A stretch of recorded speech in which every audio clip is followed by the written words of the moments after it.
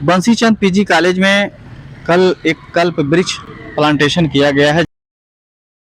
यह वृक्ष कल्प वृक्ष के नाम से जाना जाता है। यह हमें यानी डॉक्टर कौशलेश मिश्र को बीआरडी पीजी कॉलेज देवरिया में संस्कृत दिवस के अवसर पर मुख्य वक्ता के रूप में हमें यह गिफ्ट के रूप में, उपहार के रूप में वहाँ के प्राचार्य प्रोफेसर शरदचंद्र मिश्र जी के द्वारा दिया गया। इसके विषय में बताया गया है कि यह कल्प वृक्ष देव वृक्ष है। यह वर्ष में 4 महीने लगता है, जैसे व्रत में रहता है, सूखा सा लगता है। इसकी टहनियाँ लगभग 30-30 फुट तक होती हैं, बड़ा लंबा और चौड़ा होता है। इसके नीचे बैठने पर तमाम प्रकार के विकार दूर होते हैं, रोग शोक दूर होते हैं। हमारे मन में यह भाव जगा कि ऐसा वृक्ष हमारे कॉलेज के लिए बड़ा ही उपादेय होगा। बंसीचंद परिसर में यह रहेगा तो अनेकानेक विद्यार्थी, शिक्षक, कर्मचारी यहाँ पढ़ते हैं, सबको इसका लाभ मिलेगा। इसलिए यह उपहार हम डॉक्टर राणा सत्यप्रकाश सिंह और डॉक्टर शिव कुमार पांडे जी के माध्यम से, जिसमें श्री रामधार जी और शिव कुमार ड्राइवर का विशेष सहयोग है, राष्ट्रीय सेवा योजना स्थापना वर्षगांठ के उपलक्ष्य में यहाँ लगवा रहे हैं और ईश्वर से यह कामना करते हैं कि यह देव वृक्ष अत्यंत शुभ कारक हो हमारे महाविद्यालय के लिए, सबके लिए सुख समृद्धि लावे। और वैसे भी वृक्ष सबको सुख समृद्धि देते हैं, लेकिन यह देव वृक्ष है, कल्प वृक्ष है, इसलिए इसकी विशेष महत्ता है। देखिए, शिव कुमार शर्मा बड़े मनोयोग से गड्ढा इत्यादि बनाए। इसके गड्ढा बनाने की विधि बताया गया हमें।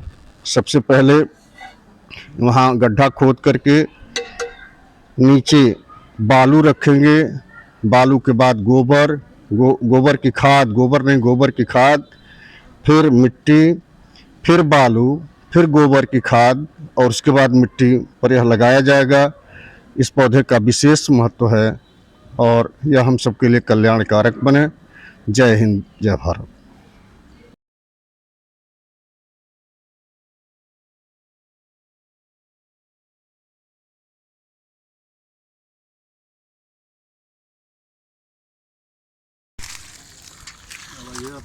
प्लांटेशन हुआ है तो इसकी खासियत क्या है सर?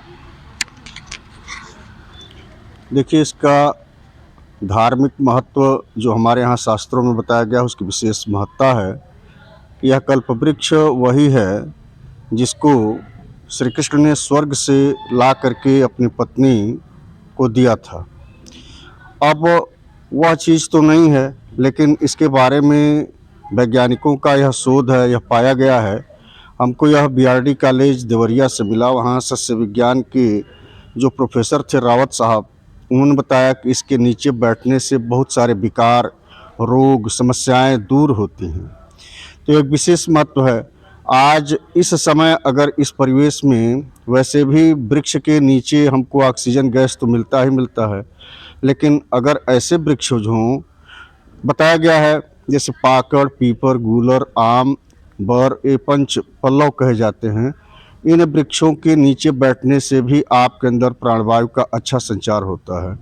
अभी कोरोना जैसी महामारी भी आई थी, उसमें आपने देखा था कि पीपल के पेड़ की कितनी महत्ता उस समय लोगों को पता लगा कि यहाँ बैठ करके ऑक्सीजन लेवल हमारा बढ़ रहा है। दूसरे नंबर पर वहाँ पर बर का वृक्ष भी आया था, आज भी वह प्रमाणित है। तो ये सारी चीज़ें कल्प वृक्ष के बारे में जो हमने सुना है कि यह अद्भुत वृक्ष है, 30 फीट से ऊपर इसकी शाखाएं होंगी। यह 3 साल में करीब अपने अधिक से अधिक मोटे आकार में आएगा। इसकी एक विशेष अपनी महत्ता है, जैसा कि कल्प वृक्ष, कल्पतरु अपने आप में ही यह पर्याप्त नाम आ रहा है कि कल्पतरु यानी कल्पना मात्र से ही हमको बहुत सारी चीज़ें यहाँ मिलने की संभावनाएं बनती हैं। यह तो एक रहस्य हो सकता है, लेकिन यह तो सीधा सा है कि अगर इसके नीचे बैठने से हमारे प्राणवायु बढ़ते हैं, हमको किसी प्रकार की अगर रोग शोक की दिक्कत है तो वह दूर होती है। तो यही कल्पतरु या कल्प वृक्ष की विशेष महत्ता आज हमारे समझ में आ रही है। इस जागरूकता को लेकर के आप किस नज़रिए से आप इसको देखते हैं? देखिए, जागरूकता को हम धनात्मक ऋणात्मक दोनों ही तरफ से देख सकते हैं। धनात्मक क्या है कि अगर इतना नहीं जागरूक किया जाता तो शायद आज हमारे देखने में जो भी वृक्ष इत्यादि दिखाई दे रहे हैं वो अभी नहीं होते, क्योंकि आज का मनुष्य एक तरह से यूं कहें कि वह इतना सेल्फिश हो गया है, अपनी आवश्यकताओं को चाहे जैसे भी पूरा करना हो। आज तो यह केवल वृक्ष ही नहीं, आप देख रहे हैं आजकल अगर बूढ़े माँ बाप हैं तो उनको भी लोग धक्के मार करके निकाल दे रहे हैं। वृक्ष को काटने में उनको थोड़ा सा भी अहस नहीं लग रहा है। अहस का मतलब थोड़ा सा भी उनको चेतना नहीं हो रही कि इसमें भी जीव है, या हमको यह लकड़ी देते हैं, हमको प्राणवायु देते हैं, हमको फूल फल देते हैं। यहाँ इस तरह से मानव आज अपनी इस गति में पहुँच गया है कि विकास के नाम पर चाहे हमको कुछ भी करना हो वह सारी चीज़ करने के लिए तत्पर है। जागरूकता का एक लक्ष्य है कि लोग जरूर जागरूक हो रहे हैं, कुछ न कुछ कार्य हो रहा है। दूसरा इसका माइनस पॉइंट यह है कि केवल पेड़ लगा देने से काम नहीं चलेगा। सरकारें जिस तरह से पौधे का एक आंकड़ा दे रही हैं, इतने करोड़ पौधा लगाया गया उच्च शिक्षा में, प्राइमरी लेवल पर, या फिर ग्राम प्रधान के स्तर पर, ग्राम पंचायतों पर, उनका संरक्षण और संवर्धन भी हो रहा है कि नहीं हो रहा है, इसका न तो सरकार को ख्याल है, और मजबूर होकर के चाहे प्रधान जी हों, चाहे प्रधानाचार्य जी हों, चाहे प्राचार्य जी हों, पौधे तो लगवा दे रहे हैं। अब लगता है कि नहीं लगता है, इस पर बहुत ध्यान नहीं जाता। इन सारी चीज़ों को अगर एक करके देखा जाएगा और जन जन की यह भावना जब बनने लगे, संस्कार में आवे, केवल विचार में नहीं संस्कार में आवे कि पेड़ लगाना एक पुनीत कार्य है, और इसे हम जब तक आवश्यकता न हो न काटें, सूखे वृक्षों को ही काटें। आज तो ईंधन की भी समस्या नहीं है, इसलिए कि हर घर में एलपीजी उपलब्ध है, चाहे जितने भी पैसे में मिल रहा है, ला करके लोग उसी पर भोजन बना रहे हैं। आज की देखिए हमारी छात्राएं हैं, इनसे पूछिए कि अगर लकड़ी पर खाना बनाना हो तो कितना दूभर होगा, ये नहीं बना सकती, चूँकि इनके संस्कार में वो बात नहीं रही। लेकिन फिर भी पेड़ काटे जा रहे हैं, बेतहाशा पेड़ काटे जा रहे हैं। सड़क बनाने के नाम पर सारे पेड़ काट दिए जा रहे हैं, लगाया एक नहीं जा रहा है, कटता जा रहा है। 4 लेन बन रहा है, 6 लेन बन रहा है। विकास तो हो, लेकिन संतृप्त विकास हो, उसका प्लांटेशन करने की भी व्यवस्था हो। सरकार अगर यह करती कि अगर जहाँ रोड निकाल रही है उसके पहले प्लांटेशन कर देती कि जैसे जैसे रोड बनेगा वैसे वैसे पेड़ भी साल 2 साल में वहाँ उग आएंगे। देखिए आप कौड़ीराम से गोरखपुर जा रहे हैं, पहले कितने पेड़ थे, आज कुछ नहीं है। तो ये सारी चीज़ें कहीं कहीं सबको सोचना होगा। केवल सरकार में बैठे लोग पेड़ कटवाना तो आसान समझ रहे हैं, हमको भी काटने में आनंद आ रहा है, लेकिन जब कोरोना आ रहा है, या जब हमको इस तरह से महामारी चपेट रही है, या आज देखिए अल्नीनो की समस्या है, केवल बारिश उतनी हो रही जैसे बूंद बूंद बारिश हो रही, ओस की तरह बारिश हो रही है। ये सारी समस्या पेड़ पौधों के न होने से ही हो रही है। सभी लोग अगर संयुक्त रूप में इसके साथ प्रयास करें और मानव यदि मानव बनकर काम करना शुरू कर दे तो यह समस्या समाप्त हो जाएगी। जी सर। शिक्षण संस्थानों में और या ग्राम प्रधान के द्वारा जो स्कूलों में है, जो हमारे बस में है, उसको तो हम सुरक्षा उसका पालन पोषण कर सकते हैं। तो ये कहीं ना कहीं हम सब की जिम्मेदारी है, और आत्मचेतना के साथ, आत्मबोध के साथ जो भी प्लांटेशन कर रहे हैं उसकी सुरक्षा पालन पोषण करना हम सब की जिम्मेदारी है, तभी संभव है। नहीं, ऐसा नहीं है।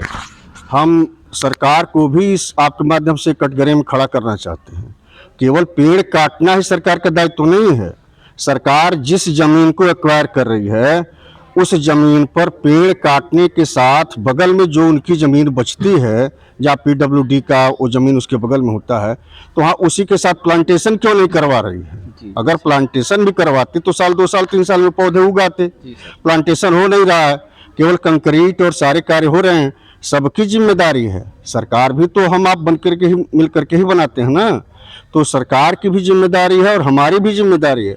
सरकार को भी इस पर सोचना चाहिए कि अगर हम पेड़ कटवा रहे हैं तो एक पेड़ अगर कटवा रहे हैं तो बगल में एक पेड़ लगवाएं, क्योंकि उतनी ज़मीन है उनके पास, और हम सबकी नैतिक जिम्मेदारी है। अगर जब तक नैतिक जिम्मेदारी नहीं समझेंगे तो इस जागरूकता कोई मतलब नहीं है। रोज़ पेड़ लगाइए, रोज़ वो सूख जाएगा, उखाड़ के फेंकिए, इसका कोई मतलब नहीं है। लोक हित यही होगा कि सभी लोग सोचें, तभी लोक हित होगा। आपके चैनल को धन्यवाद। चलिए, आज इस चैनल के माध्यम से हम एक ही शपथ दिलाएंगे, बोलिए आप लोग, हम वृक्ष केवल लगाएंगे ही नहीं, केवल लगाएंगे नहीं, अपितु उसका संरक्षण, संवर्धन और धरती माँ का श्रृंगार करने के लिए उसका उचित देखभाल अवश्य करेंगे। आवश्यकता न हो तो किसी भी दशा में हम पेड़ को काटने का प्रयत्न नहीं करेंगे। जय हिंद।